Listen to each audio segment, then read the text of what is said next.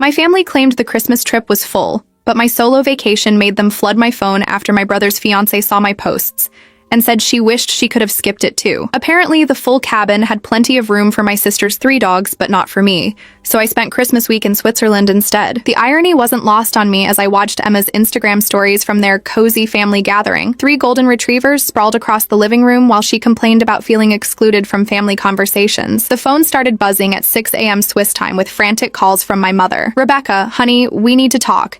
Emma showed us your posts, and, well, there seems to be some confusion about the trip arrangements." Her voice carried that particular strain she got when one of her carefully orchestrated family narratives was crumbling. Through my hotel window, I could see the pristine slopes of Zermatt while she stumbled through explanations about space limitations and last-minute changes. What my family didn't know was that I'd been expecting their betrayal for months. As the family accountant, I'd helped arrange the finances for their precious cabin rental in Colorado, the same cabin I'd supposedly been uninvited from due to space constraints. But I'd also quietly documented every family slight, every casual exclusion, every time my contributions were dismissed or forgotten.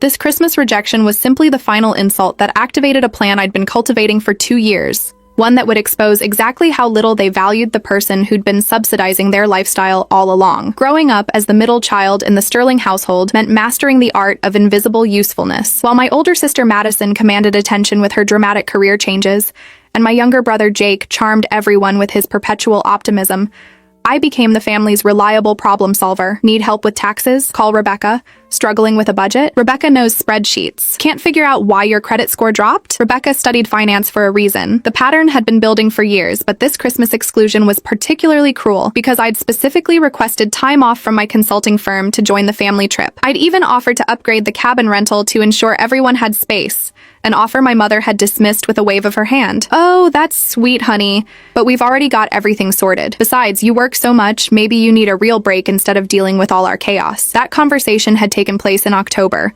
back when I still believed my value to the family extended beyond my wallet. By November, I'd discovered the truth through Madison's careless social media posts showing floor plans and room assignments for a cabin that could easily accommodate 12 people. The same week, my mother had called asking if I could help out with Jake's engagement ring purchase.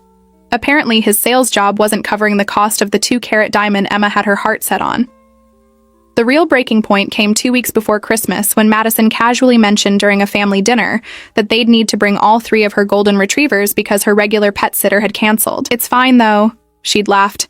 "They can sleep in the extra bedrooms. Dogs are way less complicated than people anyway." She'd said this while looking directly at me, as if daring me to point out the obvious insult. That night, I'd gone home to my downtown Denver apartment and opened the file I'd been quietly building. A comprehensive record of every family expense I'd covered, every loan that had never been repaid, every time my financial expertise had been exploited. The numbers were staggering, even to me. Over 3 years, I'd contributed over $37,000 to various Sterling family ventures, from Jake's previous engagement, which ended when his ex kept the ring, to Madison's multiple career investments, to my parents' kitchen renovation that had mysteriously doubled in cost. But money was just the beginning. I'd also documented the emotional manipulation, the casual dismissals, the way my accomplishments were minimized, while my siblings' failures were celebrated as learning experiences. Every family gathering where I'd been volunteered for cleanup duty while others relaxed. Every holiday where my practical gifts were forgotten while Madison's expensive trinkets were treasured. Every conversation where my input was ignored until someone else suggested the exact same solution. The Switzerland plan had crystallized during a particularly patronizing call from my father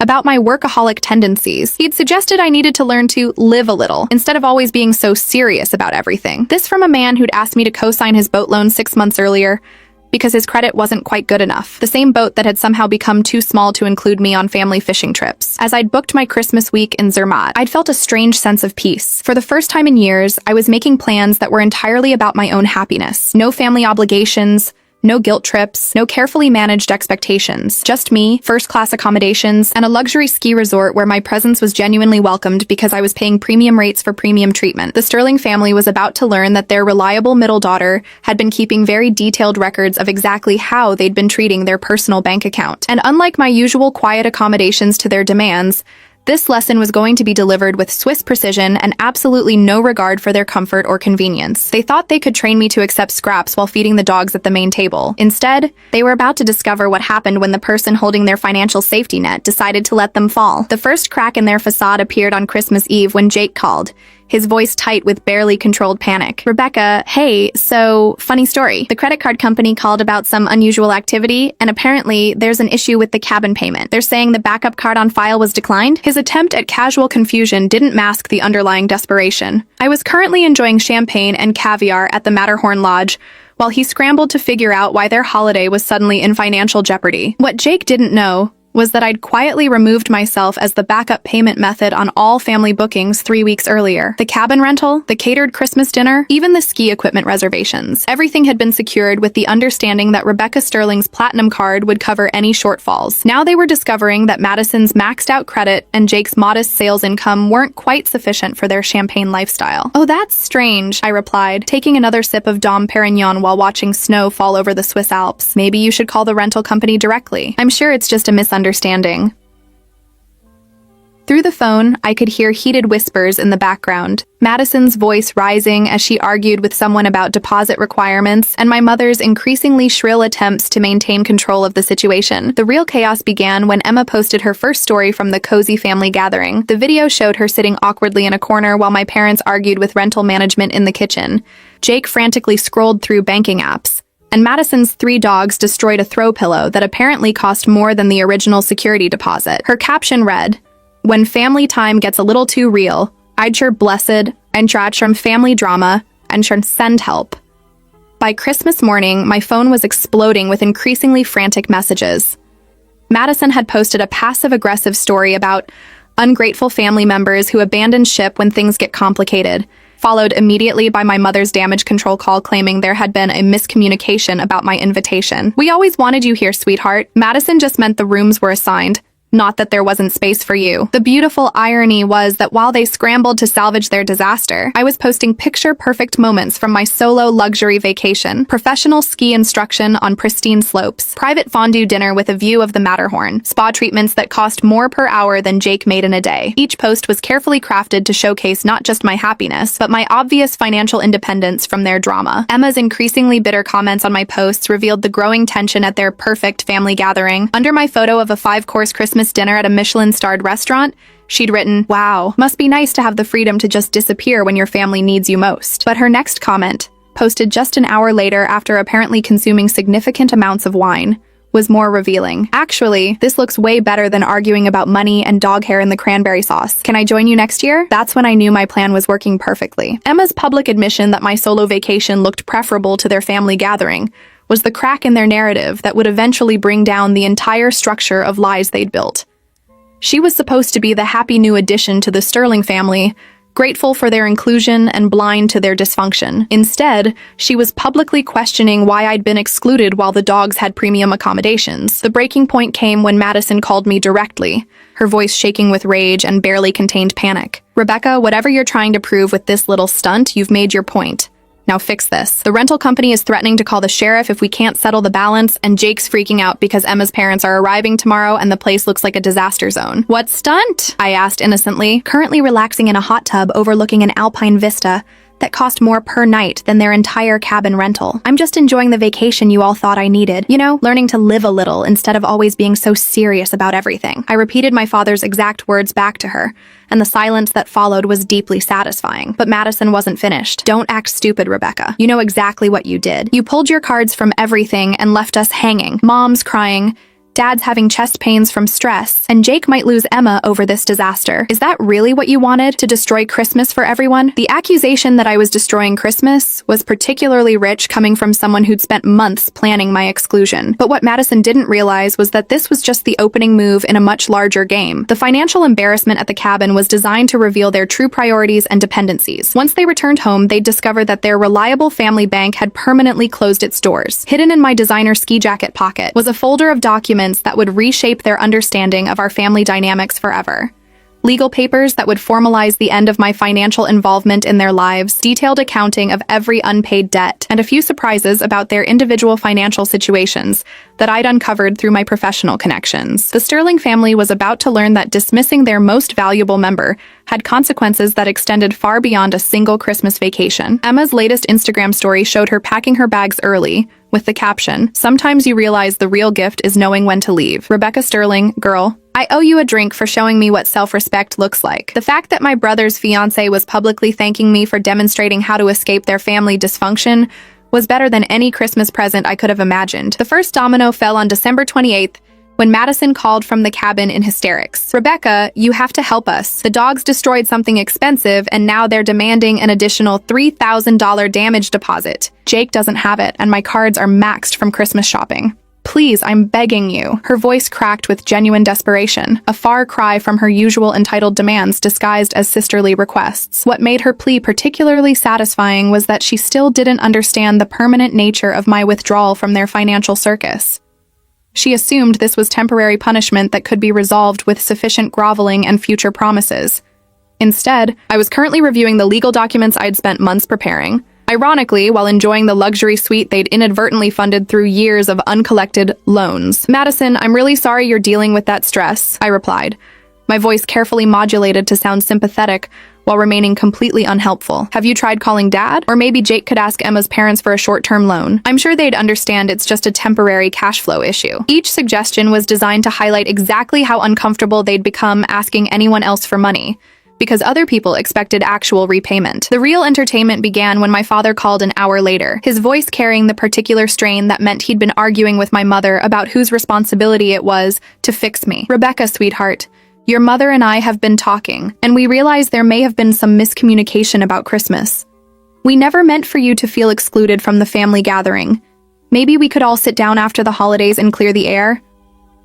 His attempt at diplomatic resolution might have worked on the old Rebecca, the one who'd spent years absorbing their casual cruelties and returning favors with financial assistance. But this Rebecca had spent her Christmas week being treated like the valued client I'd always been everywhere except home. "That sounds wonderful, Dad. I'd love to clear the air about a lot of things, actually. I've been doing some organizing over the holidays and found some interesting paperwork I think we should all review together." The silence that followed told me he'd caught the subtle threat in my tone. My father was smart enough to recognize that his accountant daughter had access to information that could make family conversations very uncomfortable. What he didn't yet realize was how comprehensively I documented their pattern of financial exploitation and emotional manipulation. Emma's social media posts from the final days of their trip painted an increasingly clear picture of Sterling family dynamics. Her Instagram story showed Jake stress eating while scrolling through loan applications, Madison arguing with her mother about fairness and family obligations, and my parents whispering intensely about solutions and damage control. The caption read, "When you realize you've been watching a slow-motion train wreck and calling it family bonding time, some people really know how to make their own beds."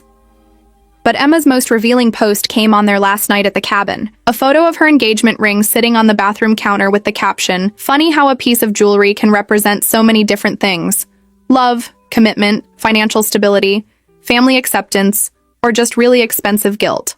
Starting to wonder which one I actually got. The implication that she was questioning her engagement to Jake because of his family's dysfunction was the kind of nuclear chaos I'd hoped to achieve. The new year brought the real fireworks when I received a group text from my mother, attempting to organize a family meeting to resolve our recent misunderstandings and plan for a better 2024. The message was sent to me, Madison, Jake, and notably included Emma, clearly trying to leverage peer pressure and witnesses to force my compliance with whatever narrative they'd constructed to explain away my absence and their financial crisis. My response was brief but devastating. I'd be happy to meet with everyone. I've prepared a comprehensive presentation about family finances and relationship patterns that should clear up any confusion. I can reserve a conference room at my office for January 6th at 2 p.m. Professional environment might be best for this type of discussion. The subtle threat of treating our family dysfunction as a business problem to be solved with documentation and evidence clearly rattled them. Jake tried calling immediately after receiving my text. His voice barely controlled panic. "Rebecca, what kind of presentation? What are you talking about? Look, I know we messed up with Christmas, but can't we just talk about this normally? Like family?" His plea for normal family dynamics was particularly ironic, given that normal for the Sterlings had always meant my silent financial support of their various disasters. Of course, Jake, that's exactly what I want. To talk normally about family patterns and expectations. I think everyone will find my research very illuminating. I've been working on it for quite a while now. The fact that I'd been collecting evidence for over 2 years while maintaining my facade of willing family support was a detail that would make the eventual revelation even more devastating. Madison's response to the group text revealed her growing awareness that she'd underestimated the scope of my retaliation. Maybe we don't need a formal meeting. We could just grab coffee and chat about whatever's bothering Rebecca. Keep things casual and family-friendly. Her suggestion of casual discussion was clearly an attempt to avoid the documented accountability that a formal presentation would provide. But Emma's response sealed their fate. Actually, I'd love to attend Rebecca's presentation. After this week, I have a lot of questions about family dynamics and financial boundaries that I think would benefit from some professional perspective. Plus, someone should probably document this conversation for future reference. The fact that Jake's fiancé was actively supporting my demand for transparency while expressing suspicion about her future in-laws was better than any revenge I could have scripted. My parents' desperate attempts to regain control of the narrative included multiple voicemails about family loyalty, forgiveness, and not airing dirty laundry in professional settings. But each message only reinforced my certainty that they'd never seen me as anything more than a resource to be exploited when convenient and dismissed when inconvenient. The Sterling family was about to discover that their middle daughter hadn't just been keeping financial records. I'd been building a case study in family dysfunction that would permanently alter their understanding of power dynamics and consequences. They'd trained me to be invisible and useful, never realizing I'd been documenting everything while planning my escape. January 6th arrived with the precision I'd always brought to my professional life, except this time the stakes were personal, and the outcome was guaranteed to be permanently life-changing. I'd reserved Conference Room A at my consulting firm, a sleek, intimidating space with floor-to-ceiling windows and a presentation system that made every detail impossible to ignore. The Sterling family filed in looking like defendants arriving for sentencing, which wasn't far from the reality they were about to face. Madison entered first, clearly attempting to project confidence, while her eyes darted nervously around the corporate environment that emphasized exactly how seriously I was treating this confrontation. Jake followed, his usual easy charm replaced by the hollow-eyed exhaustion of someone who'd spent weeks unsuccessfully trying to manage multiple financial crises.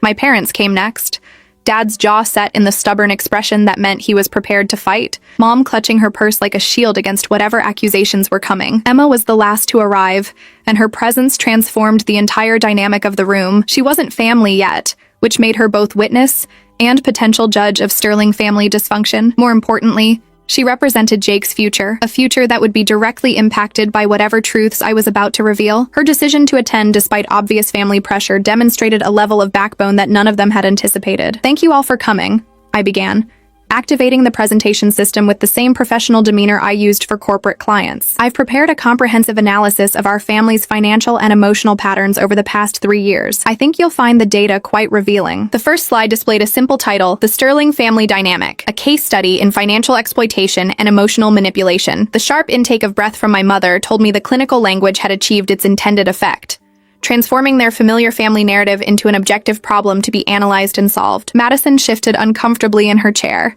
while Jake stared at the screen like he was seeing his family for the first time through an outsider's eyes.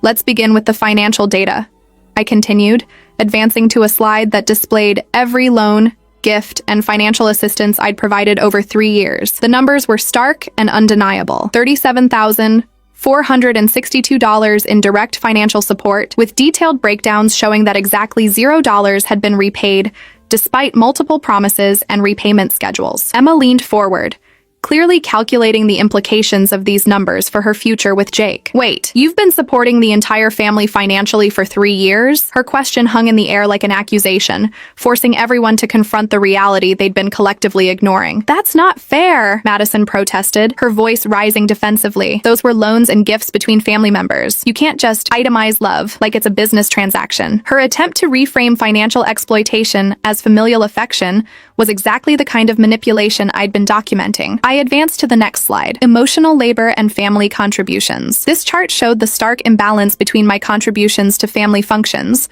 planning, coordination, cleanup, gift purchasing, travel arrangements, versus the minimal reciprocal effort from siblings. The data was devastating because it was completely objective and verifiable. "This is ridiculous," my father interrupted, his voice carrying the authority he'd always used to shut down uncomfortable conversations. "Rebecca, we raised you better than to treat family relationships like some kind of corporate audit. This kind of accounting isn't how love works." "You're absolutely right, Dad. Love isn't transactional," I replied, my voice remaining professionally calm while delivering the killing blow. which is why I was so confused when my love and support were repeatedly taken for granted, while my presence at family gatherings was deemed expendable. Apparently, the dog's comfort was more important than including your middle daughter in Christmas celebrations. The silence that followed was electric with tension. Emma's eyes widened as she processed the full scope of my exclusion from Christmas, while Jake looked physically ill as he realized how his family's treatment of me appeared to his fiancé. Madison opened her mouth to protest, then clearly thought better of it as she realized anything she said would only dig the hole deeper. But I wasn't finished. The next slide revealed my masterpiece: individual credit reports and financial vulnerabilities. Through my professional network and completely legal channels, I'd obtained comprehensive financial profiles on each family member. The results were catastrophic for their sense of financial security and personal privacy. Madison's credit score had dropped to 580 due to maxed out cards and missed payments. Jake's student loans were in forbearance, his car was upside down on financing, and his savings account contained less than $400. My parents had been living on credit card advances to maintain their lifestyle, with their mortgage payment consuming nearly 60% of Dad's retirement income. "How did you get this information?"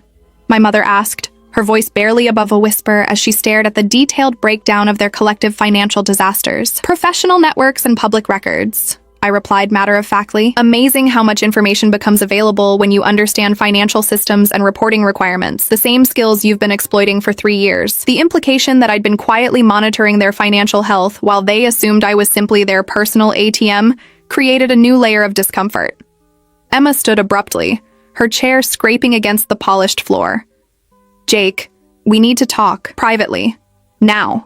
Her tone brooked no argument, and the look she gave him contained a full relationship evaluation based on everything she'd learned about his family's dynamics and his passive participation in my financial exploitation. As they stepped into the hallway, I could hear Emma's voice through the conference room door. "How long were you planning to let your family use your sister as a personal bank? And when exactly were you going to mention that your entire lifestyle is subsidized by someone you don't even invite to Christmas?" The relationship implications of my revelations were clearly more devastating than the financial ones. Madison tried desperately to regain control of the narrative. "Rebecca, I know you're hurt about Christmas, but this is going too far. You're destroying Jake's relationship and embarrassing the whole family with this corporate nonsense. Can't we just agree that mistakes were made and move forward?" I smiled for the first time since the meeting began, and the expression clearly unnerved everyone remaining in the room. "Madison, you're absolutely right that mistakes were made. The mistake was assuming your family banker would continue subsidizing your lifestyle indefinitely, while accepting scraps of respect and inclusion. That mistake is now permanently corrected." The final slide of my presentation contained just 4 words that would reshape our family dynamics forever. Effective immediately. Financial independence. The Sterling family safety net had officially been removed,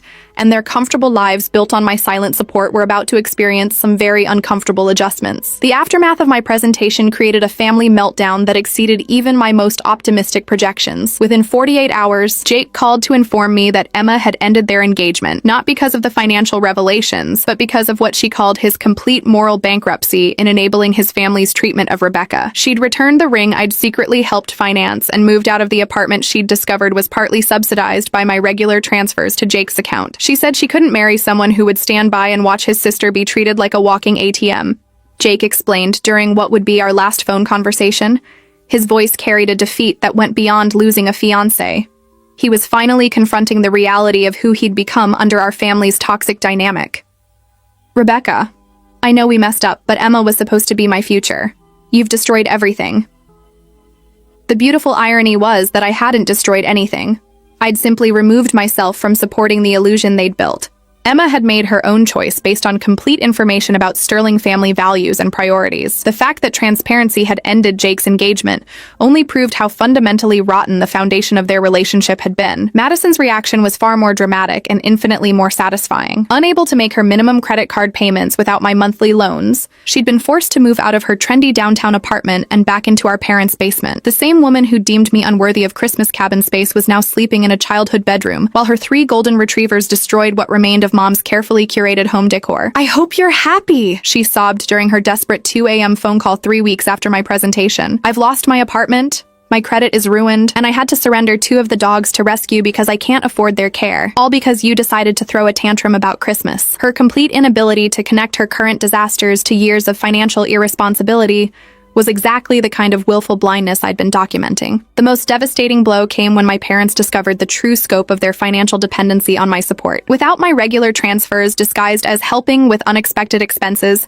they couldn't maintain their mortgage payments. The kitchen renovation they'd proudly shown off to neighbors was financed entirely by equity they couldn't afford to lose. Their comfortable retirement was built on the assumption that their responsible middle daughter would continue indefinitely subsidizing their lifestyle. Rebecca, we need to sit down and work this out like adults, my father said during his attempt at patriarchal authority restoration. This family falling apart doesn't benefit anyone, least of all you. Maybe we took your support for granted, but that's because we trusted you to be the bigger person when conflicts arose. His appeal to my supposedly infinite capacity for family sacrifice was the same manipulation they'd used for years, positioning my compliance as maturity while framing my boundaries as selfishness. But those tactics only worked on someone who still needed their approval. The Sterling family was about to learn that their reliable daughter had found validation elsewhere. Through my professional network, I'd been recruited for a senior consulting position with a firm based in Seattle, 3 states away from Sterling family drama and twice my current salary. The timing wasn't coincidental. I'd been quietly building my exit strategy for months while maintaining the facade of family loyalty. My new colleagues valued my analytical skills and financial expertise without expecting me to subsidize their personal lives. The final nuclear bomb dropped when Emma published a detailed Instagram post about her experience with the Sterling family. She didn't mention names,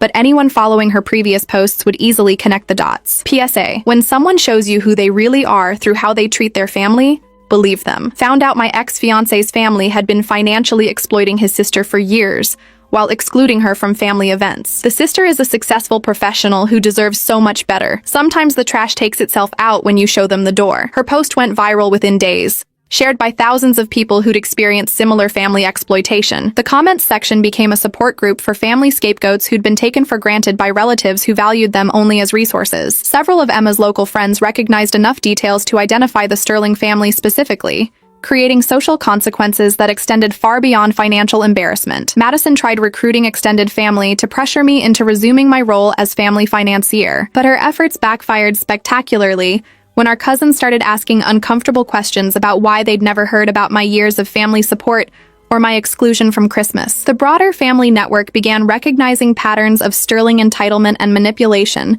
that had been hidden under carefully managed appearances. My mother's final attempt at emotional manipulation came through a handwritten letter delivered to my office. Rebecca, I know you're angry, but this punishment has gone too far. Your father's health is suffering from the stress. Madison is severely depressed, and Jake is talking about leaving Colorado entirely. Is your hurt pride really worth destroying the family that raised and loved you? The letter perfectly encapsulated everything wrong with Sterling family dynamics. My legitimate grievances reduced to hurt pride, their financial and emotional consequences framed as my responsibility to fix, and the assumption that I should sacrifice my well-being to maintain their comfort. It also confirmed that my extraction from their lives was having exactly the impact I'd calculated it would. I drafted a brief response that would end our relationship permanently. Mom, the family that raised and loved me wouldn't have needed 3 years of financial documentation to understand why excluding me from Christmas while prioritizing dog's comfort was wrong. The consequences you're experiencing are the natural result of your choices and priorities. I hope they help you understand what you actually lost. The Sterling family had trained me to be invisible, useful, and grateful for scraps of inclusion. Instead, they'd created someone who understood their weaknesses better than they understood themselves, who documented their exploitation with professional thoroughness, and who had the resources and resolve to permanently extract myself from their toxic system. Their comfortable lives built on my silent support were collapsing exactly as I'd planned, and there would be no rescue coming from their former family bank. 6 months after my Seattle relocation, I received a wedding invitation that marked the complete vindication of my strategic withdrawal from the Sterling family disaster. Emma was marrying a software engineer she'd met through work, someone whose family apparently valued professional competence and personal integrity. The ceremony would be held at a vineyard I'd actually recommended during her engagement to Jake, back when I was still trying to maintain family peace. More telling than the invitation itself was the handwritten note Emma had included. Rebecca, I know this might seem weird, but you were the one bright spot in that whole family mess. Your strength in walking away from people who didn't appreciate you inspired me to stop settling for less than I deserved. I'd love to have you at the wedding if you're willing to travel back to Colorado. You showed me what self-respect looks like. Her request to have me attend her wedding while completely excluding my former family was the kind of social justice I'd never dared hope for. The woman Jake had lost specifically because of their treatment of me was now publicly choosing my company over theirs. I RSVP'd yes immediately and bought a gift from their registry that cost more than Jake's monthly salary. Meanwhile, the Sterling family's financial and social collapse had accelerated beyond my most optimistic projections. Madison had been forced to declare bankruptcy, losing not only her apartment and remaining dog, but also her car and most of her designer possessions. She was currently working retail at a mall jewelry store, living in a studio apartment across town from our parents, because even their basement had become uninhabitable after a pipes burst from neglect. Jake had indeed left Colorado, taking a sales position in Phoenix that barely covered his basic expenses. His social media presence had dwindled to occasional posts about hiking alone, and vague inspirational quotes about learning from mistakes and rebuilding from the ground up. Several mutual friends had mentioned seeing him at networking events, clearly struggling to present himself as a viable professional while carrying the social stigma of his family's dysfunction. My parents had been forced to sell their house and move into a senior living community that accepted residents with limited assets. The transition from their spacious suburban home to a two-bedroom apartment had required them to liquidate most of their possessions and acknowledge the reality of their financial situation. Dad's health issues had worsened under the stress, while Mom had developed what she called anxiety, but was clearly depression over losing control of her carefully curated family image. The final confirmation of my complete victory came through a mutual colleague who'd attended a Denver business conference. He'd encountered my father at a networking mixer where Dad had attempted to leverage their shared connection to me for some kind of professional opportunity. Your dad kept talking about how proud he was of your success and how close your family had always been, my colleague reported. It was really uncomfortable because he seemed desperate to convince everyone you had some kind of special relationship. The pathetic irony of my father publicly claiming pride in achievements he'd dismissed and family closeness he'd actively undermined was exactly the kind of self-destructive behavior I'd expected. He was now trying to trade on the reputation of the daughter he'd trained to be invisible, hoping strangers would offer him the professional courtesy he'd never shown me. At Emma's wedding, I was seated at a table with her professional colleagues who knew nothing about Sterling family history, but were fascinated by my consulting work and Seattle lifestyle. Several of them exchanged business cards with me, leading to client referrals that boosted my new firm's profile significantly. The wedding became not just social vindication, but professional advancement. Exactly the kind of win-win outcome that had always eluded me in Sterling family dynamics. During the reception, Emma pulled me aside for a private conversation that felt like the final seal on my successful revenge. "Rebecca, I need you to know that leaving Jake was the best decision I ever made, and you're the one who showed me it was possible. Watching how your family treated you versus how they treated those dogs was such a wake-up call about what kind of people they really were." She continued, "Jake kept insisting it wasn't that bad, that families just had complicated dynamics, that you were overreacting to being excluded from one holiday. But I realized that anyone who could watch their sister be treated like that and do nothing wasn't someone I could trust to protect me or our future children. You saved me from making a terrible mistake." The wedding photographer captured me laughing genuinely, surrounded by new professional connections, celebrating the happiness of someone who'd chosen integrity over convenience, wearing a designer dress I'd bought with my substantial salary increase. The woman in those photos bore no resemblance to the family doormat who'd spent years absorbing Sterling dysfunction and returning it with financial support. My phone remained blissfully silent throughout the celebration. No desperate calls about family emergencies, no guilt trips about missing holidays, no requests for financial assistance disguised as temporary loans. The Sterling family had finally learned to solve their own problems, though their solutions involved bankruptcy, therapy, and social exile, rather than personal growth and genuine remorse. As I flew back to Seattle the next morning, scrolling through Emma's wedding photos on social media, I noticed that several of our mutual connections had commented on how happy and successful I looked. The contrast with my old family photos was striking. In Sterling family pictures, I'd always been the responsible backdrop for other people's celebrations, useful but unremarkable. In Emma's wedding photos, I was clearly thriving as the center of my own story. The Sterling family had taught me that blood relationships meant accepting whatever treatment relatives chose to dish out, that family loyalty required endless financial sacrifice, and that questioning toxic dynamics made me the problem rather than pointing toward the solution. Instead, they'd trained me to recognize manipulation, document exploitation, and execute strategic withdrawal with devastating effectiveness. They'd wanted a family bank with no withdrawal limits and no accountability requirements. They got exactly what they deserved when their most valuable asset liquidated itself and invested elsewhere.